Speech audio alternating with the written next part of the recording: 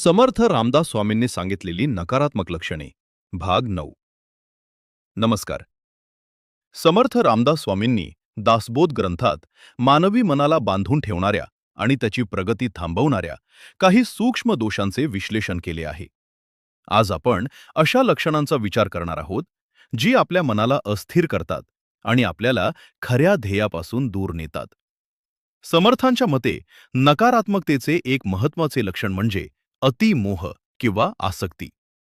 एखाद्या गोष्टीची, व्यक्तीची किंवा संपत्तीची अवाजवी आसक्ती ठेवणे हे माणसाच्या दुःखाचे कारण बनते. समर्थ म्हणतात की ज्याचे मन मोहात अडकले आहे त्याला सत्य दिसत नाही. मोहामुळे माणूस योग्य अयोग्य विसरतो आणि चुकीचे निर्णय घेतो. ही आसक्ती माणसाला मानसिक गुलाम बनवते आणि सतत चिंतेत ठेवते. कोणत्याही गोष्टीचा अतिरेक हा नकारात्मकतेला जन्म देतो. दुसरे नकारात्मक लक्षण म्हणजे अति कामुकता किंवा विषय वासना. शारीरिक सुखांच्या मागे धावणे आणि इंद्रियांच्या वासनांना आवर घालू न शकणे हे समर्थांनी सांगितलेल्या अधोगतीचे एक प्रमुख कारण आहे.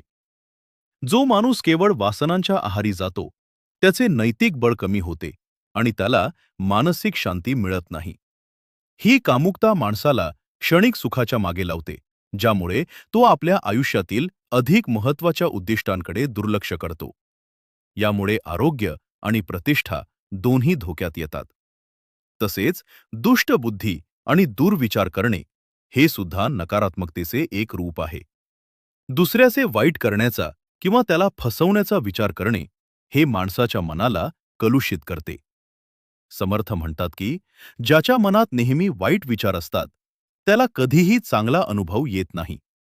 दुर्विचारामुळे माणूस स्वतःच्या आनंदाला मुकतो आणि त्याच्या जीवनात केवळ कटुता उरते. थोडक्यात सांगायचे तर अतिमोह, अति कामुकता आणि मनातले दुर्विचार हे माणसाच्या पतनाला कारणीभूत ठरतात. आपल्या इच्छांवर नियंत्रण मिळवणे आणि मनाला शुद्ध ठेवणे हाच या नकारात्मकतेवर विजय मिळवण्याचा खरा मार्ग आहे. जय जय रघुवीर समर्थ.